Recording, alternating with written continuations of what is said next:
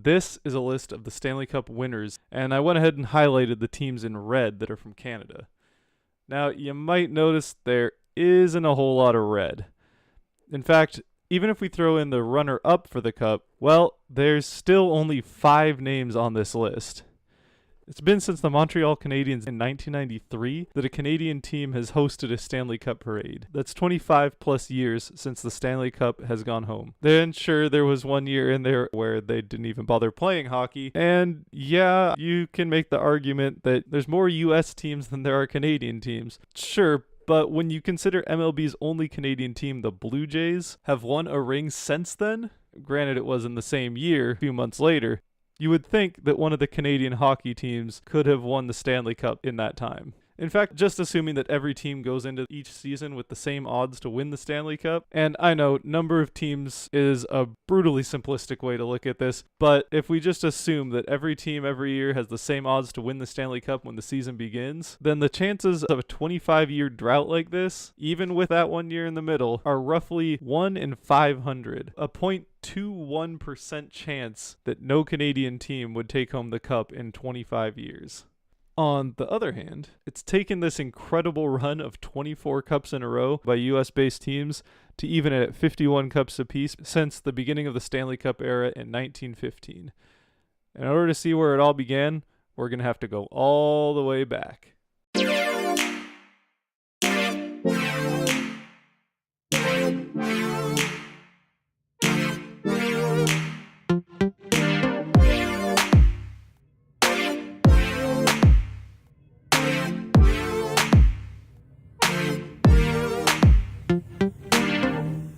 Back in 1888, while artists were busy cutting off their ears, the first video was being recorded, and the New York Baseball Giants pitcher Tim Keefe was in the middle of a 19-game winning streak. The British government was getting ready to send Canada its new Governor General, a man by the name of Frederick Stanley. When Stanley first got to Canada, he immediately fell in love with the local amateur hockey scene. In fact, even a couple of his children would end up playing in the league. It was because of this love of hockey that Stanley decided to give the league a new trophy. So he went into the kitchen, found his favorite silver bowl, and gave it to him. The trophy would be fought for and passed around for a number of years, going by the name of the Challengers Cup, and was eventually the prize of the new professional hockey league, the NHA. After playing in the NHA, the Patrick brothers, after having their father sell the family lumber business, would decide to take their money and move west so that they could start their own professional hockey league, the Pacific Coast Hockey Association. The PCHA was founded in 1911, forming 3 teams in Victoria, Vancouver, and Westminster. The Patrick brothers would also give the U.S. their first 2 professional hockey teams in Portland in 1914 and then Seattle in 1915. The players would come from the NHA, the 2 Patrick brothers themselves who played for Victoria and Vancouver, and 21 players that they had managed to raid from the NHA by offering them contracts that the players couldn't refuse.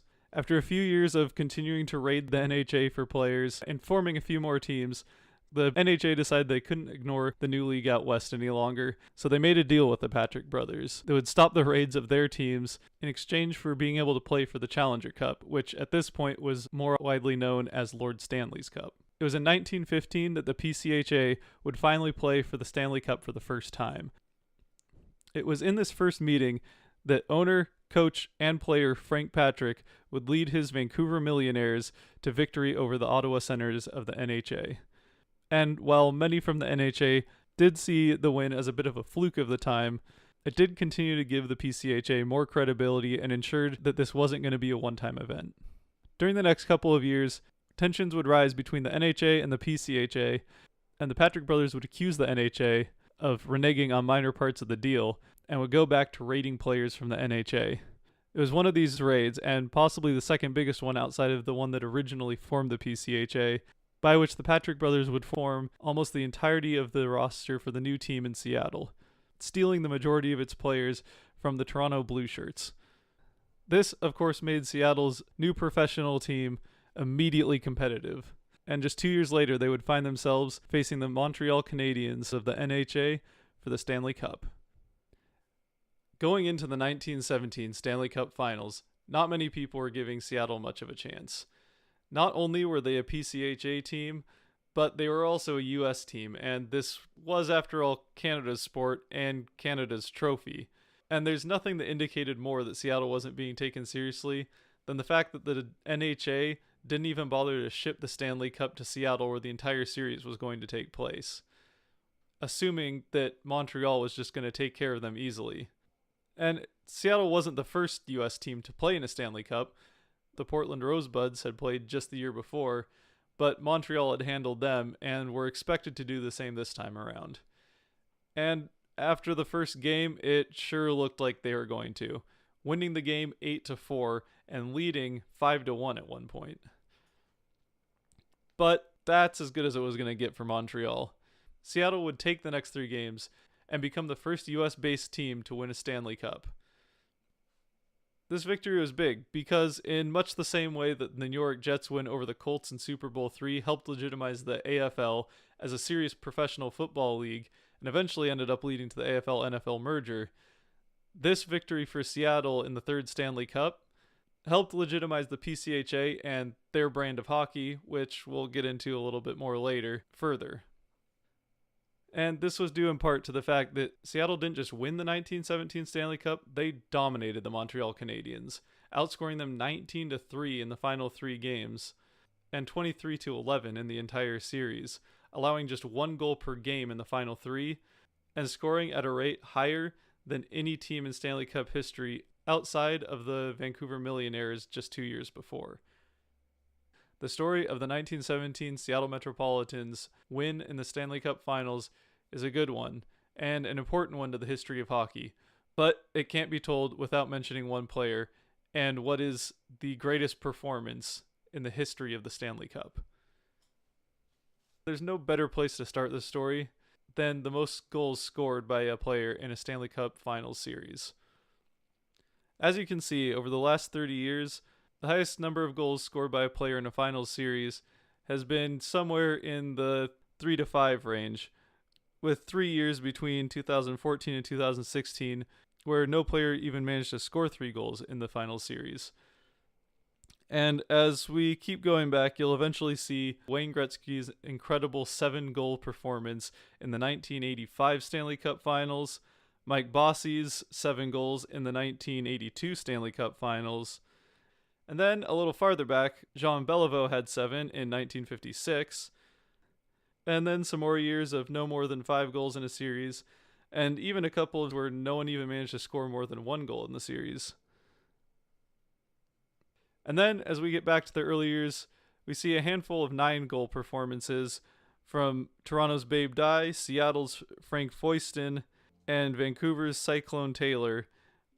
But even those don't come anywhere near the absolutely unbelievable 14 goals that Bernie Morris scored in the 1917 Stanley Cup Finals for Seattle. Yeah, 14 goals in a 4-game series. And if you remember, 14 goals means that Bernie outscored the team he was playing against by 3 goals. If we break up that 14 goals per game versus what the Canadiens scored as a team, Bernie Morris as one man still beats the Montreal Canadiens 3-1. And that brings us to the second part of his performance. Bernie Morris had a hat trick in Game 1, then just a measly 2 goals in Game 2, before bouncing back with a hat trick in Game 3. He scored 6 goals in Game 4. Even if we forget that this isn't a Stanley Cup Finals, there's only 8 other times that a player has managed to score 6 or more goals in a game. And none of those even happened in a playoff game, much less a Stanley Cup final game. And that probably doesn't come as much of a surprise, since there's only 11 times that a player's even scored 6 goals in an entire Stanley Cup Finals series, much less one game. Bernie Morris's 6-goal performance stands all on its own, with no other player even having ever scored 5 goals in a single game. In fact, only 3 players have even managed to score 4. Remember, this 6-goal performance wasn't necessarily a standalone performance. After all, Morris did have a hat trick in 3 of the 4 games, including Game 4. Which is impressive on its own, considering he's the only player ever to have a hat trick in multiple games of the same Stanley Cup Finals series. Not only that, but as you can see, while hat tricks in the Stanley Cup weren't necessarily uncommon up until the mid-90s, we haven't seen a hat trick in a Stanley Cup Finals game since Colorado's Peter Forsberg had a hat trick in Game 2 of the 1996 Stanley Cup, almost 23 years ago. And in case you were wondering like I was, that was 126 Stanley Cup Finals games ago. I think this all pretty well proves my point that this was the greatest performance in Stanley Cup history. Now, you're probably thinking, yeah, but this was 1917, over 100 years ago, and the game was probably pretty different, and the athletes certainly were. And unless your name's Babe Ruth and you played that long ago, people are going to want to put in perspective your greatness when compared to the players going today. So even outside of the fact that none of those records Bernie Morris set were even close to being broken by people in his time, much less people playing now, well, maybe the game was just set up for there to be more scoring back then. And you can kind of see a little bit of that with some of those 9-goal performances clustered around Morris. But again, he scored 5 more goals than any of those players did.